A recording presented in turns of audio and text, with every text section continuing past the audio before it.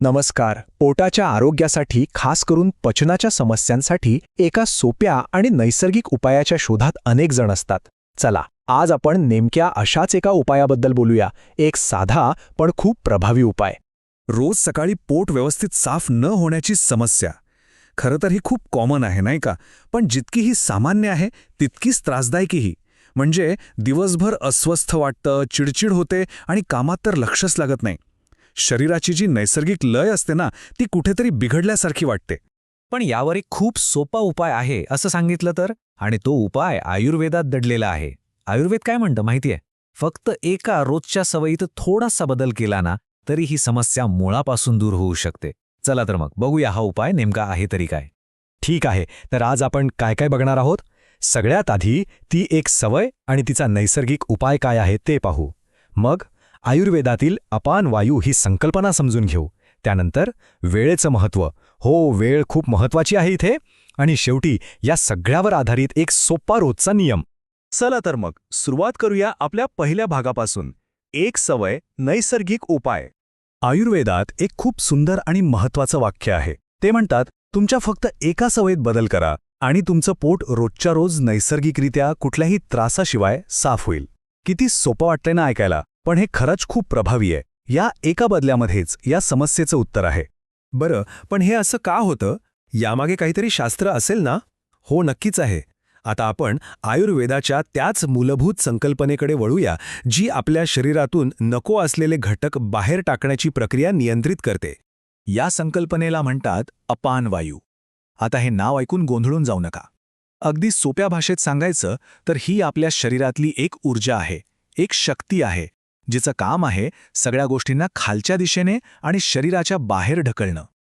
जेव्हा हा अपान वायू व्यवस्थित त्याच्या तालात काम करतो, तेव्हा पोट साफ होण्याची क्रिया एकदम नैसर्गिक आणि सहज होऊन जाते. पण इथे गंमत आहे.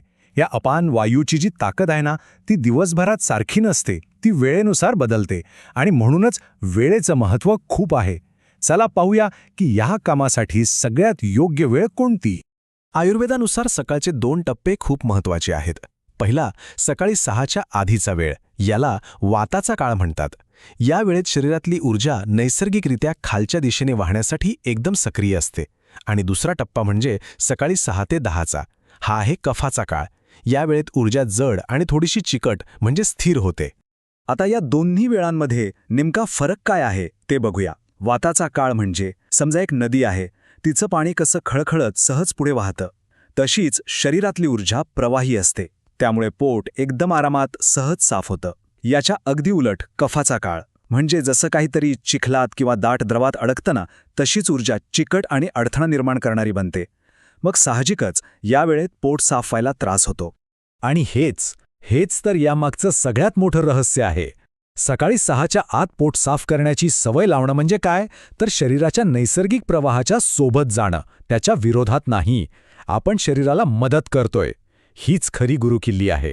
ठीक आहे, मग आता हे सगळं ज्ञान लक्षात घेऊन याला एका सोप्या रोजच्या नियमात बसूया.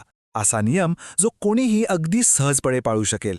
नियम अगदी साधा आहे. फक्त 2च गोष्टी करायच्या आहेत.